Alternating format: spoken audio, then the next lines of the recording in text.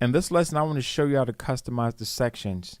In the previous video, I showed you how to customize the row, which is just these here. But if you want to customize how the entire thing looks, when you put your mouse over each section, you're going to get this little cog on the right side of the page.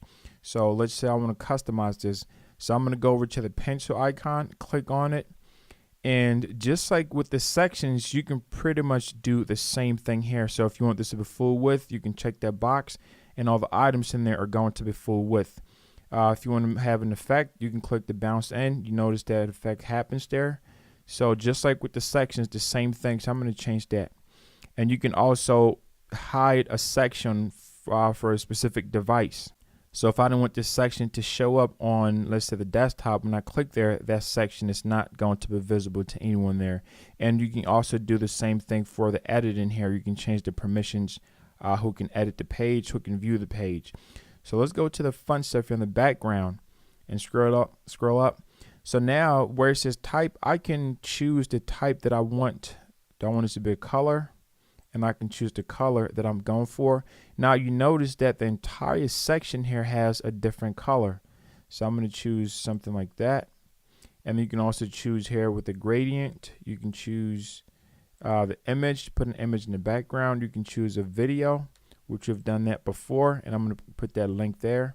So now you have that video in that entire section. So I don't want that. I'm just going to delete that. Or you can just leave it as none.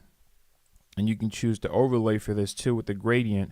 So this is really helpful if you wanted to have an entire section, and not just the entire section, not just the rows here, to be a different color or a different layout or style that you're going for.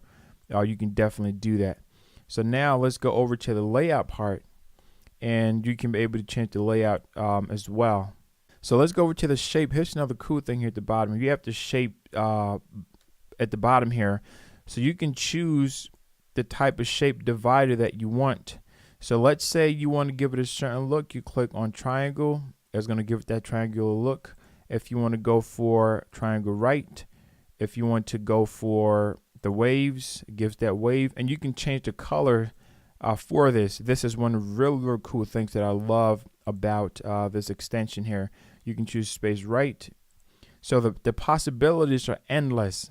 You know, all you need is just your creativity to be able to go to work with it. So you can choose the value here, how much of it you want. Do you want it a whole lot at the top, or do you want it to come just at the bottom like that? And you can also choose the shadow. You can choose to here, do you want it to be at the very top, or do you want it to be at the very bottom? So you have there different options for the position, and then you have here there. So you can pretty much just kind of play with it and see what you come up with. So let's go over now here, since we've changed this section here, and let's say you wanted to modify this row and you want to give it a different look. Well, the same thing applies to this here. You can do the same thing as well. You can change the effects that you're going for and change the color, and you notice I'm changing color here. It's showing the clouds. You can change that to the waves. You can change that.